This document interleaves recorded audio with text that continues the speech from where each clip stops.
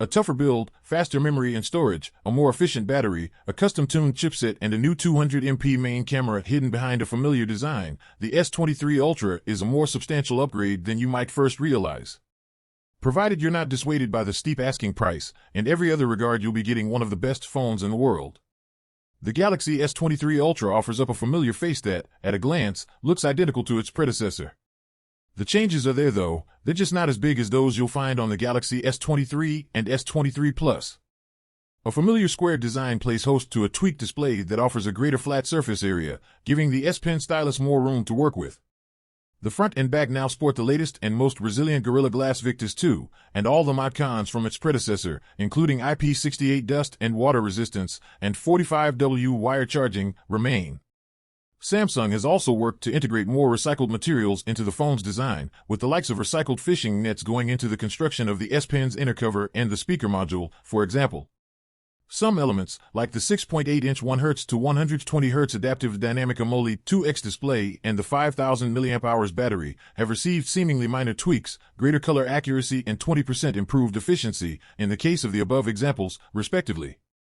On the inside, however, there are some bigger changes, like the new Snapdragon 8 Gen 2 mobile platform for Galaxy that Samsung and Qualcomm have collaborated on, purpose-built to offer rival-beating performance, 51% better NPU performance, 41% better GPU performance, and 33% greater CPU performance than previously, according to Samsung.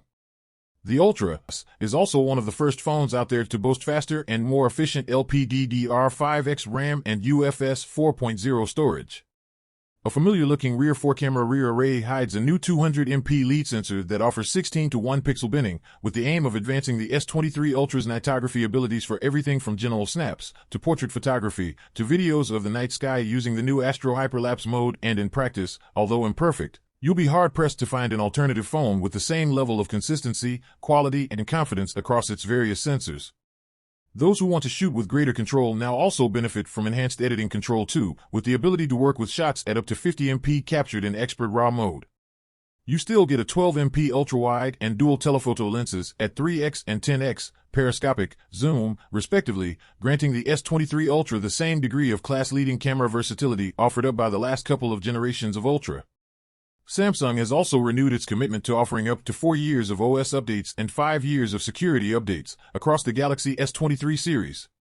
All three arrive with One UI 5.1 atop Android 13, which folds in better collaborative working in Samsung Notes and an enhanced privacy dashboard, among other things. While the starting price, in the US, at least, remains consistent with the Galaxy S22 Ultra's base price, Samsung has doubled the entry-level storage to 256GB, while the top-tier model can be had with 12GB of RAM, up from 8GB on the base version, and a whopping 1TB of storage. One of the nice fundamental upgrades over the Galaxy S22 Ultra is that base storage has been doubled to 256GB, or rather, there simply is no 128GB S23 Ultra, which benefits US customers in particular, as they're being asked to pay no more than they were for the base 128GB S22 Ultra, when it launched at $1,199.99. For the S23 series, the Standard and Plus models have played catch-up in the design department, while the S23 Ultra offers only subtle refinements that, to the eye, will be almost impossible to spot for those familiar with the S22 Ultra. There's a similar pill-shaped top-down profile, with curved front and back glass feeding into a metal frame, although reduce the radius of the curved edges of the display, giving you a greater flat surface area on which to use the integrated S Pen, a subtle but welcome tweak, functionally speaking. I'd argue this small change makes the phone harder to pick up off a flat surface, but the difference is negligible.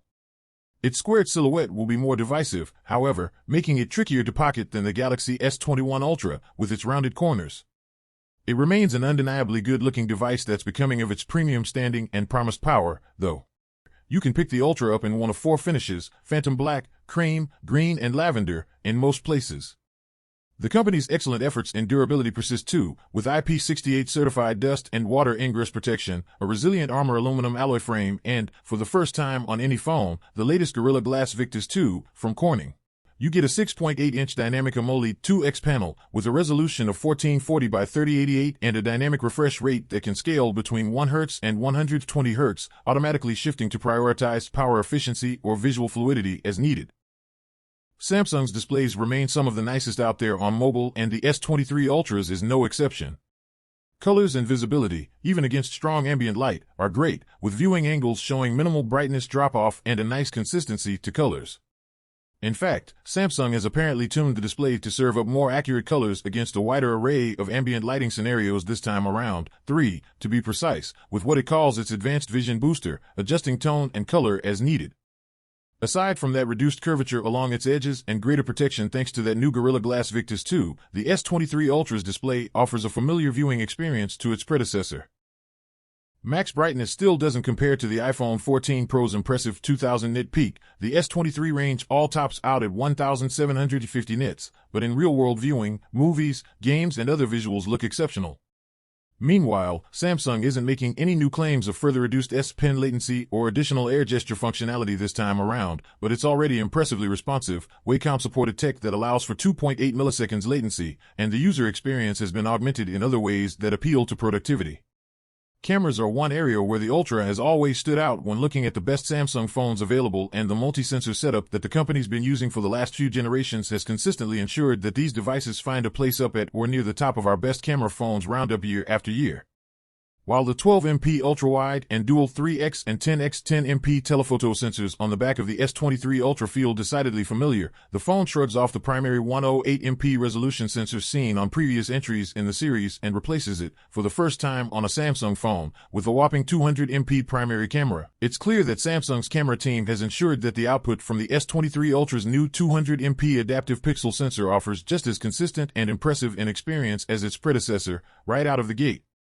By default, the S23 Ultra's main camera pixel bins images by 16:1, down to 12.5 MP, output as 12 MP stills that use all that additional pixel data to iron out image shake, while also taking in more light and retaining more color information.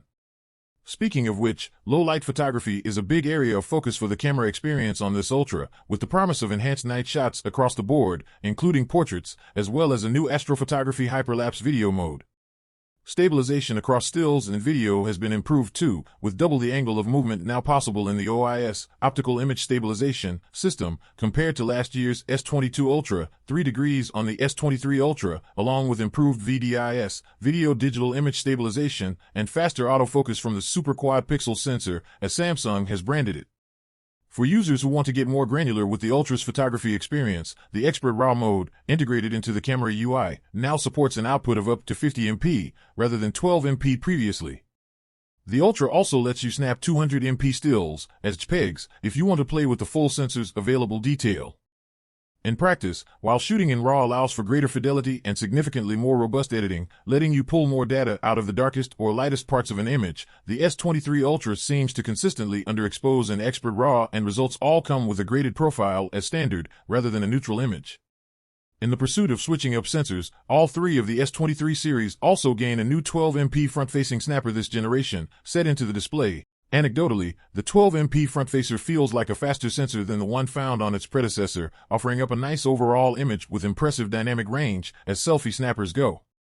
In side-by-side selfie tests with the Google Pixel 7 Pro and the iPhone 14 Pro Max, the S23 Ultra most closely matches Apple's flagship and offers a surprisingly, for Samsung, natural-looking final image, with impressive detail and what often came across as pleasing, more natural skin tones than the Pixel, which was uncharacteristically out of step against both Samsung's and Apple's phones in testing. It's not really a secret that Samsung has connections in high places, building Wear OS 3 with Google and having co-developed the last few generations of its own flagship chips in conjunction with Qualcomm, but that partnership has matured into something exceptional for 2023. Whereas previously, users in different markets could expect Galaxy S devices powered by either Samsung Exynos or Qualcomm Snapdragon Silicon, the Galaxy S23 series gains Qualcomm's latest and greatest Snapdragon 8 Gen 2 chip worldwide. This eliminates performance discrepancies that previously left users of Exynos-powered Galaxy S phones feeling behind the curve, and also helps with aspects like camera processing, thanks to the use of the same ISP across regions, and battery life consistency. Samsung has managed to gain access to an exclusive tuned variant of the SoC, dubbed the Snapdragon 8 Gen 2 mobile platform for Galaxy. In a nutshell, the Prime Cortex X3 core inside the chipset has been overclocked to 3.36 GHz rather than 3.2 GHz, as is standard, without compromising efficiency or battery longevity. As Samsung's Nick Porter pointed out during a one-on-one interview with TechRadar ahead of the phone's launch, the vapor chamber is 2.7x bigger on average across the whole S23 series this year, helping with thermal efficiency, while the use of faster and more efficient LPDDR5X memory and UFS 4.0 storage lend themselves to greater performance and quality of life too. The battery specs read the same as the S22 Ultra, with a 5000 mAh cell inside the S23 Ultra supporting 45W wired charging, along with wireless and reverse wireless charging. However, Samsung claims that the collective effect of the new hardware efficiencies and tighter integration between hardware and software result in a 20% improvement that Porter claims delivers the longest ever battery life on a Galaxy S smartphone, and I'd be inclined to agree. While the 100W charging speeds of OnePlus 11 and 125W speeds of the Motorola Edge 30 Ultra both leave the S23 Ultra in the dust, actual longevity on Samsung's new Uber flagship is greatly improved, despite the phone having the same capacity battery as its predecessor. What was a one-day phone at best now lasts a day and a half in normal usage and will still see you through a full day, even if you plan on streaming Disney Plus with brightness pushed up or want to dive into an hour of COD, mobile, or Wreckfest. The S23 also delivered some of the longest screen-on time per charge of any phone we've tested recently, at approximately 8 hours, surpassing rival devices with similarly capacious batteries by at least half an hour. Samsung is class-leading when it comes to making the best Android phones for update support, promising 4 years of OS updates and 5 years of security updates across the Galaxy S23 series, with all 3 devices running on the latest Android 13, dressed in the company's own One UI 5.1 out of the box. It should feel like a familiar experience for existing Samsung Galaxy owners, with squircle icons and a generally flat graphical style as standard, dressed with a few new additions that appear to focus on collaboration, convenience, and security. Samsung Notes now allows for simultaneous creators to work within a single document collaboratively. Routines and modes can be set to suit different scenarios, adjusting settings accordingly, and an upgraded privacy dashboard should dispel ambiguity around how secure your device is. Air Command and Air Gestures remain in place as part of the S Pen experience, offering the ability to control the camera, translate text, and cut and paste on-screen content instantly, with simple stylus-driven actions, although camera controls in particular take a little getting used to.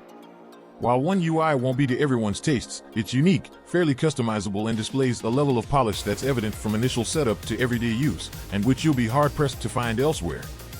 What do you think? Tell us down in the comments section. Be sure to subscribe and activate the notifications bell. Thank you for watching.